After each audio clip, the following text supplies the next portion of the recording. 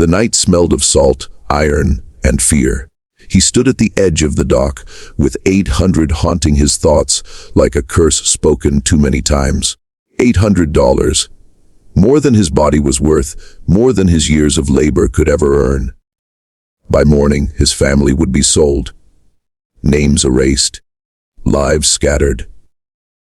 Chains tightened by men who slept soundly, unaware they were sharpening the blade that pressed against his heart. The ship loomed beside him, massive and silent, its black hull swallowing the moonlight.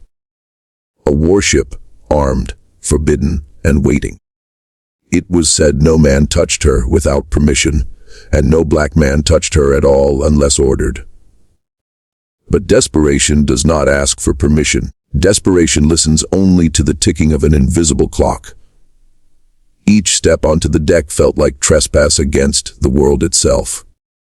His hands shook, not from weakness, but from the knowledge that once he moved forward, there would be no name left for what he was. No slave, no free man, only prey. The ropes came loose. The engine stirred like something waking from a long sleep. As the ship slid into the dark water, he felt history watching him. Breath held, cannons waited. Soldiers waited, the sea waited. If he failed, he would not simply die, he would vanish. Another warning whispered to those who dared dream beyond their chains. But as the shoreline fell away, and the warship carried him into open water, one truth hardened inside him like steel. If the world demanded a monster to save his family, he would become one, and steer it straight through the heart of destiny. The first turning point begins with the knowledge that time itself has turned against him. It is not a rumor or a threat spoken in cruelty for effect. It is a scheduled fact, inked into ledgers and sealed by men who will never see his face again once the transaction is complete. By dawn, his wife and children will be sold to different buyers, parceled out like surplus cargo, their futures decided by strangers whose only concern is profit. The realization does not arrive all at once. It seeps in through fragments of overheard conversations, the tightening expressions of other enslaved men, the unnatural quiet that settles over the quarters when news like this spreads. Every hour that passes drains possibility from the world, leaving only a narrowing corridor of choices that all seem to end in loss. The sum required to prevent this, $800, might as well be a myth. For an enslaved man, it is not simply a large amount of money. It is an insult disguised as opportunity. $800 represents years of wages he has never been allowed to earn, labor already stolen, strength already spent. The figure is deliberately unreachable, a number chosen not to offer hope but to absolve cruelty. If he fails to produce it, the system can pretend it was fair. He was given a chance. The ledger will show that. History, if it bothers to look, will see only the number and not the impossibility behind it. What makes this moment unbearable is not only the money, but the certainty of separation. He knows what being sold means. He has seen families torn apart with practiced efficiency, mothers screaming until their voices break, children dragged away before they understand what goodbye truly means.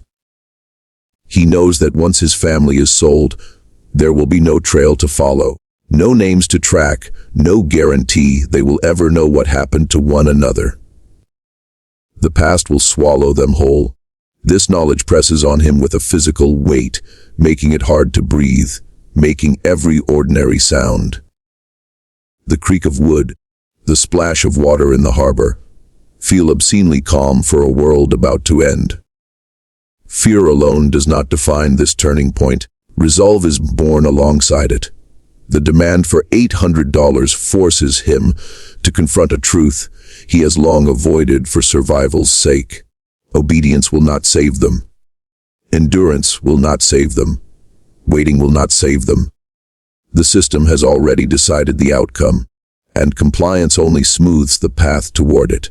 This realization is terrifying because it strips away the illusion that safety can be found by staying invisible. It also ignites something dangerous and unfamiliar. The idea that action, even catastrophic action, might be the only remaining form of love available to him. His thoughts turn not to himself, but to his children's faces, to the small, ordinary details that suddenly feel sacred. The way one of them clings to his leg when afraid, the way his wife's voice softens when she tells stories at night. These memories sharpen the stakes beyond survival. This is no longer about freedom in an abstract sense. It is about preventing erasure. To lose them would be to lose the proof that his life has meaning beyond labor. The $800 becomes a price placed on memory, identity, and continuity, and that price transforms desperation into clarity. At this point, morality as defined by the world around him begins to fracture. Stealing is wrong, he has been told. Disobedience is a sin. Violence against property is unforgivable. Yet the demand placed before him reframes these rules as tools of control rather than truths. If the law protects the sale of his children, then the law has already declared itself his enemy. This understanding does not come with bravado or ease. It comes with grief.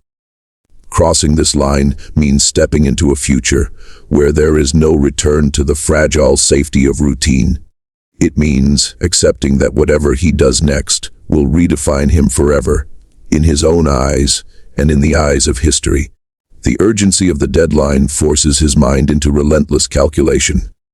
Every possibility is examined and discarded.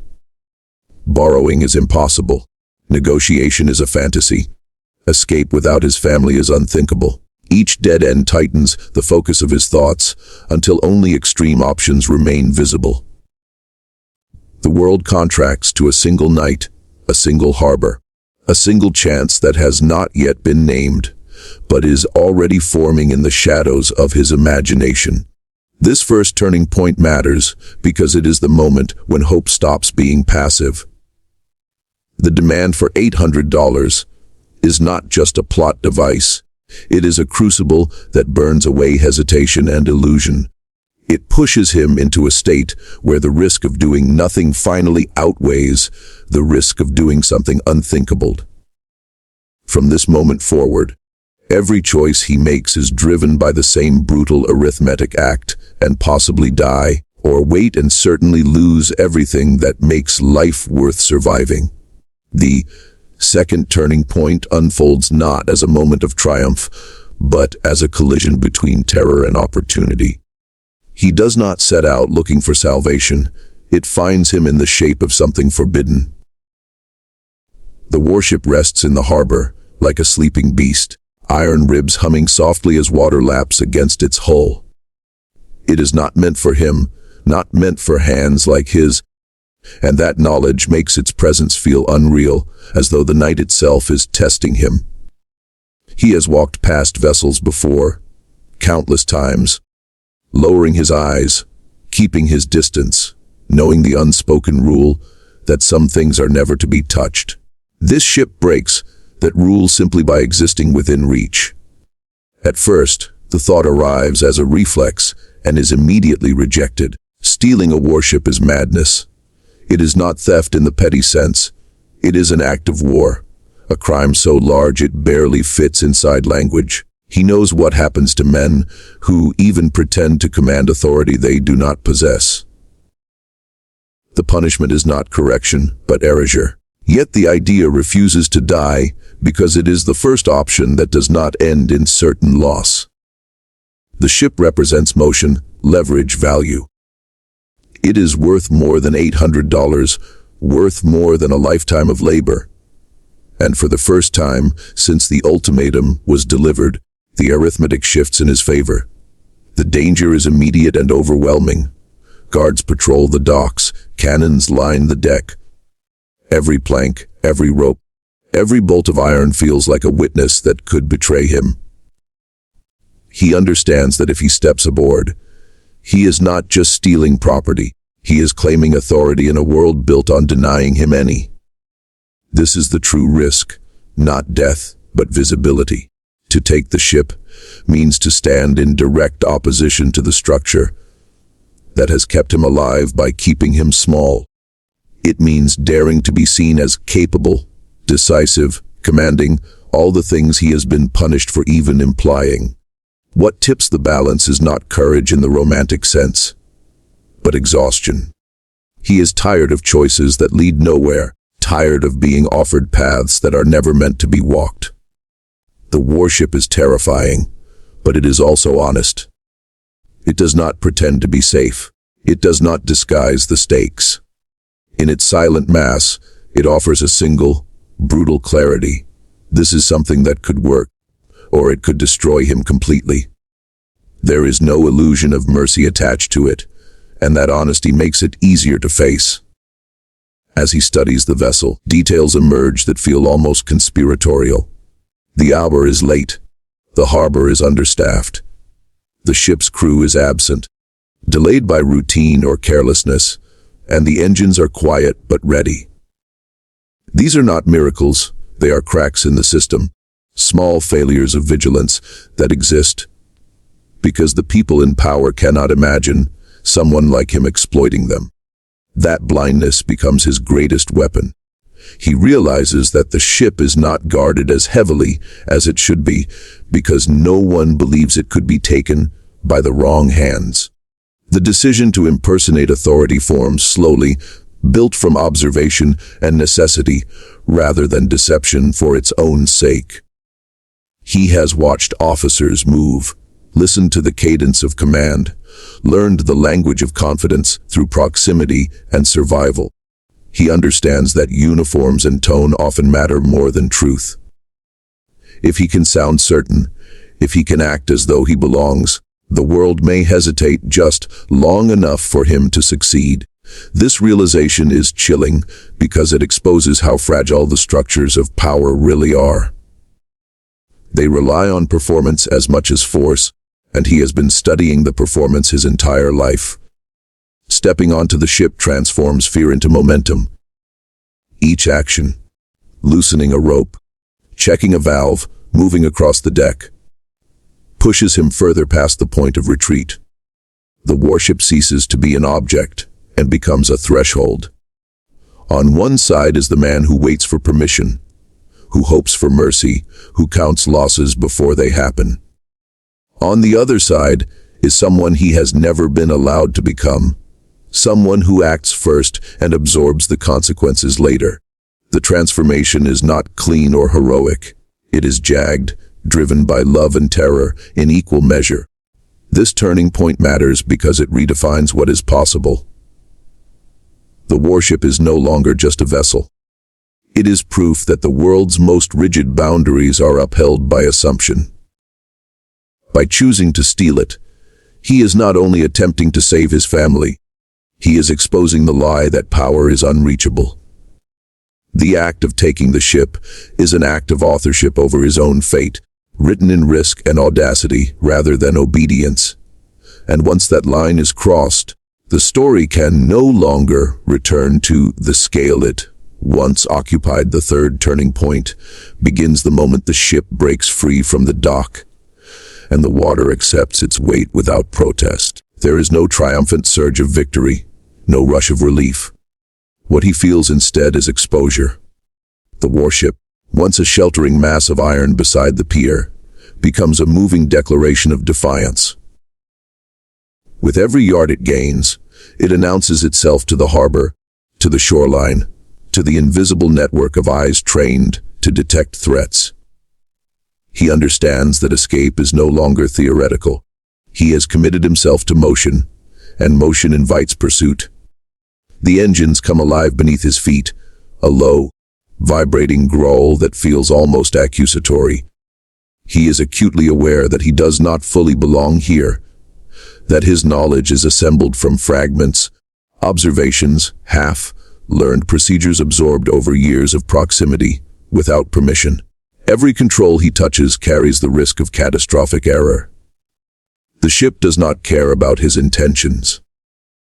It responds only to precision, and precision under this kind of pressure is a fragile thing. his hands steady not because fear disappears, but because fear becomes too expensive to indulge. As the harbor recedes, the enormity of what he has done begins to crystallize. He is not merely fleeing, he is sailing directly into enemy territory. This is not the desperate flight of a man hoping to vanish into darkness. It is a deliberate, almost reckless advance toward forces trained to destroy exactly what he has become, an unauthorized commander of military power. The sea stretches ahead of him, wide and indifferent, offering no cover, no shortcuts, no mercy. There is only the straight line forward, and the certainty that someone, somewhere, will soon notice the absence of this ship and raise the alarm. He imagines the response unfolding behind him with grim clarity. Shouts, orders. Signal flags snapping into the air.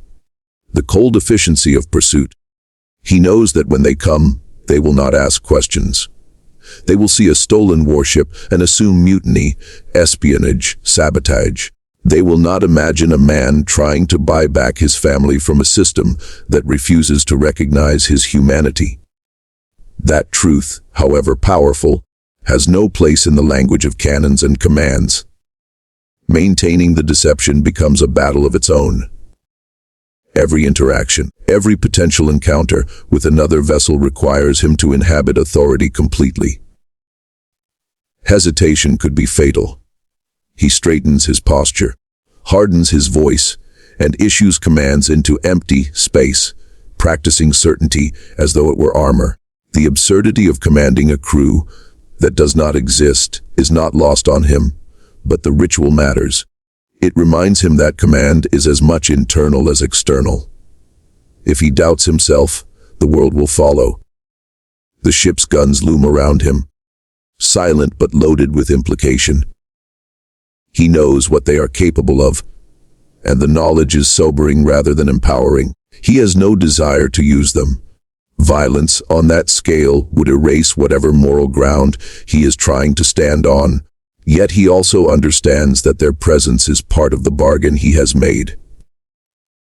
The warship's value, its threat, is what makes this gamble possible. He carries that contradiction with him as the horizon shifts and the last familiar landmarks disappear.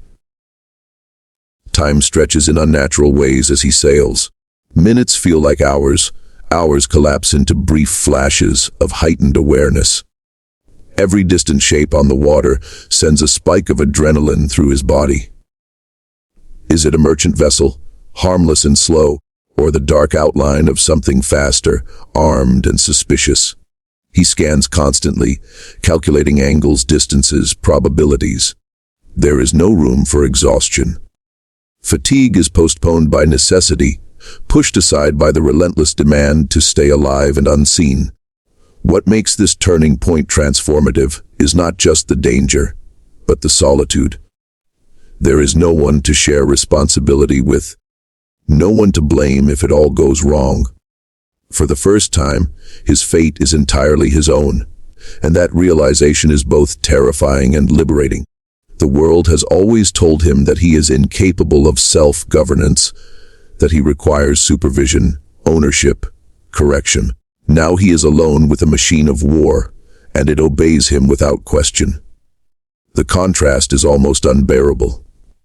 As night deepens and the sea grows darker, he feels the weight of history pressing closer. He does not know how this journey will end. He knows only that turning back is impossible, not because of pursuit, but because something fundamental has already shifted within him. By steering this ship into hostile waters, he has crossed a boundary that exists beyond geography or law. He has proven, to himself if to no one else, that obedience is not his natural state. Whatever waits ahead, capture, death, or something unimaginable, will be faced as a man who chose action over disappearance, and that choice cannot be undone. The fourth turning point arrives, not with a collision of ships, but with the collapse of the lie holding everything together. The deception that carried him this far begins to fray the moment Union forces close in. their silhouettes hardening against the horizon like judgment made visible. Signal flags rise. Orders are shouted across water. Cannons are adjusted with professional calm. In that instant, the scale of his gamble sharpens into something mercilessly precise. He is no longer an anomaly slipping through gaps in the system. He is a target, defined and measured, seconds away from annihilation. He knows the rules well enough to understand what they see. A Confederate warship, moving without authorization, is an act of aggression. There is no space in their protocols for confusion or curiosity. The cannons do not care who stands at the helm or why.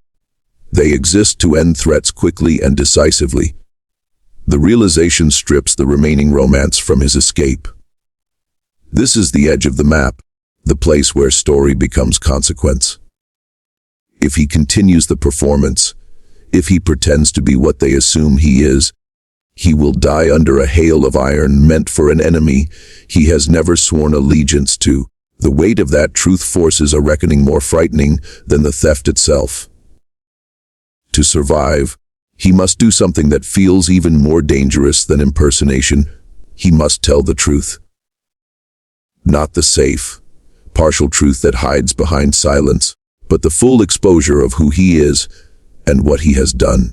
He must make himself visible in a world that has spent its entire energy training itself not to see him. This is not a tactical decision, it is an existential one. By revealing himself, he risks not only death but ridicule, disbelief, and summary punishment. By remaining silent, he guarantees destruction.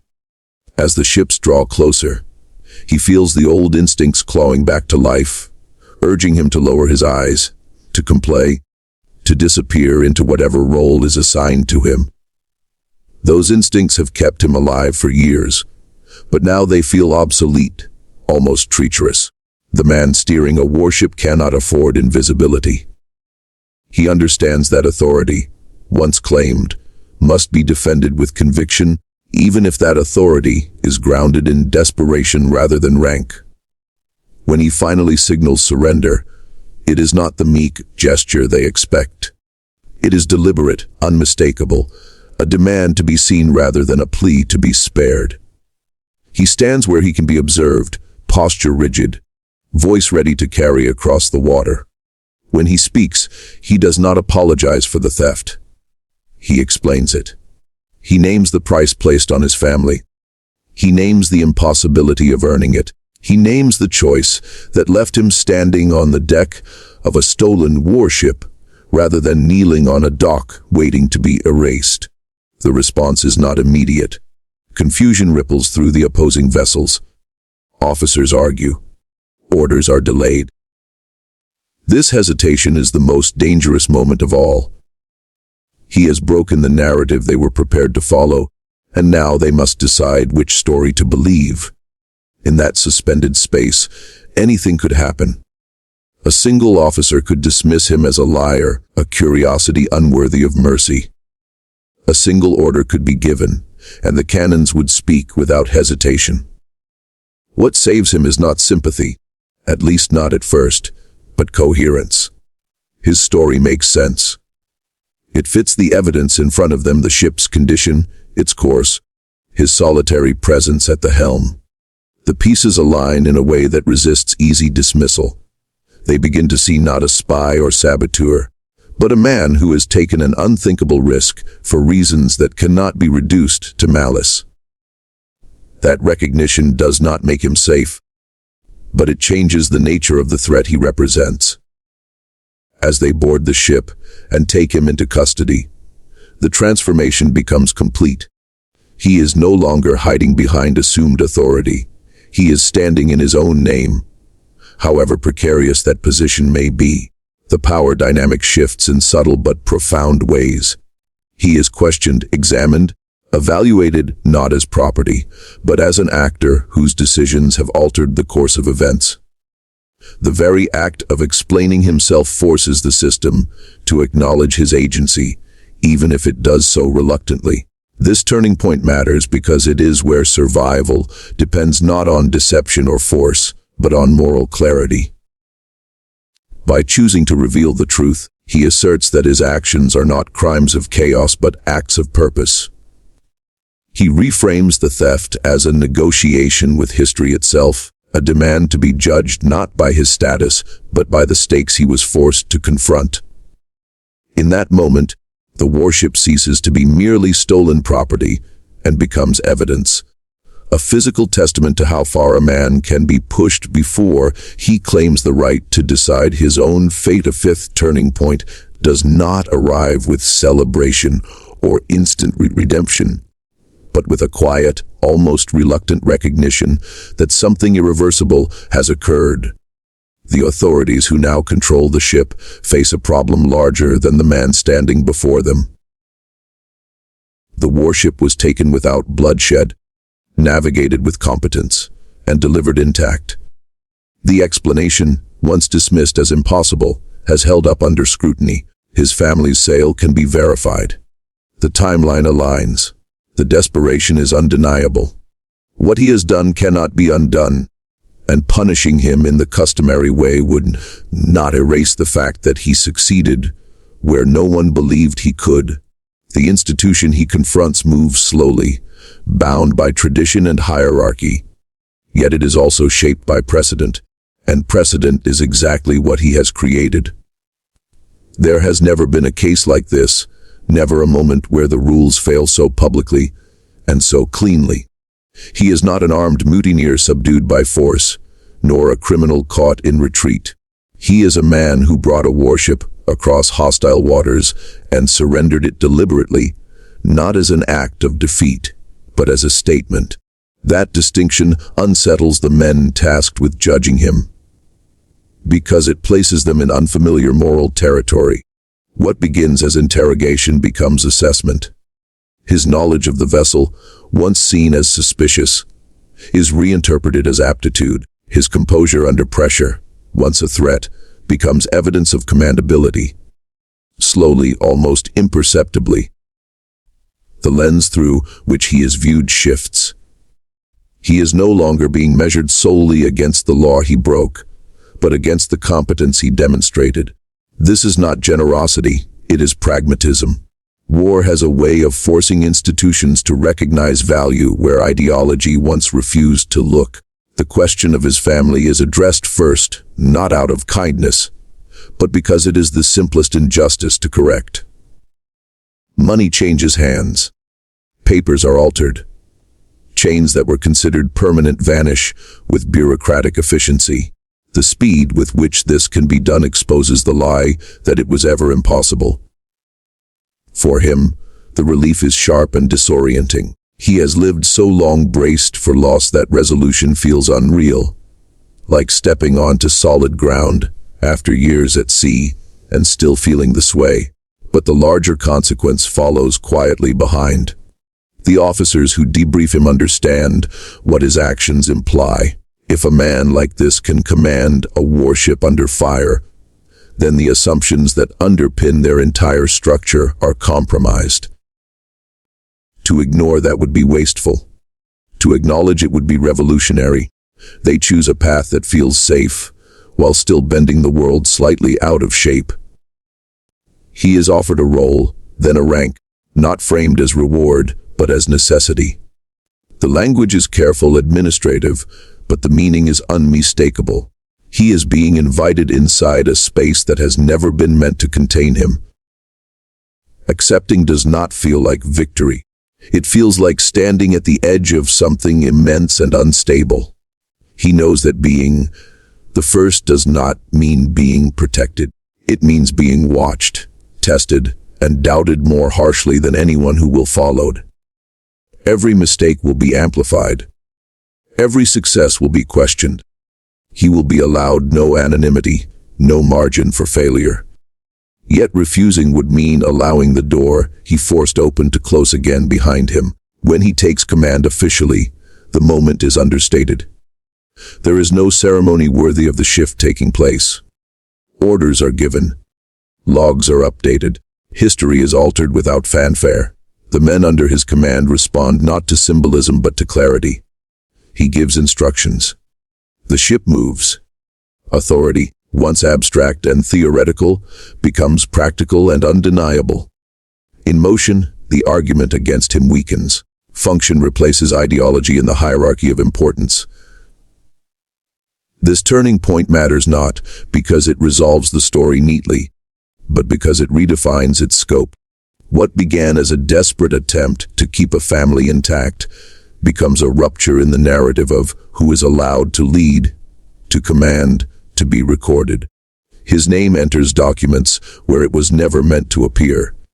His actions become reference points rather than anomalies. The warship he stole becomes inseparable from the legacy he creates, no longer just a vessel of escape, but the instrument through which the impossible becomes irreversible, leaving behind a future that must now account for his existence, and everything it disproves years later, when the war had burned itself into memory and the ship had learned new names. The ship no longer felt stolen. Its decks bore the marks of ordinary use, scuffed by boots that followed his orders without needing to understand the history beneath them. He stood at the rail often, watching the horizon fold into itself, aware that the water carried no record of what it had witnessed. Men would argue over dates and documents, over whether the moment mattered as much as some claimed. The sea would remain silent as it always had. His family slept safely ashore now, their lives unremarkable in the way miracles often are once they survive. Children grew. Time softened the sharpest edges of fear. Yet he never forgot how close the world had come to erasing them, how a number written in ink had nearly undone everything he loved. That knowledge stayed with him, not as bitterness, but as precision. It made him exacting. It made him careful with authority, knowing how easily it could be used to destroy rather than protect. Others would follow him, though not immediately and never easily. Doors opened slowly, grudgingly, and sometimes slammed shut again. But the outline remained impossible to erase. A man had taken a warship because the world left him no other choice, and the world had been forced to deal with the consequences. No law could pretend otherwise without lying to itself. When his service finally ended, there was no grand farewell.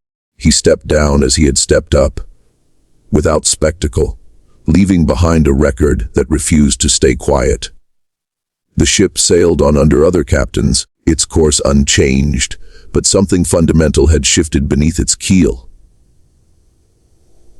The story no longer belonged solely to those who had written the rules, and somewhere between the harbor and the open sea, between desperation and command, a line had been crossed that could never be uncrossed, proving that history does not always move by permission, and that sometimes it changes course because one man refuses to let his family disappear into the dark.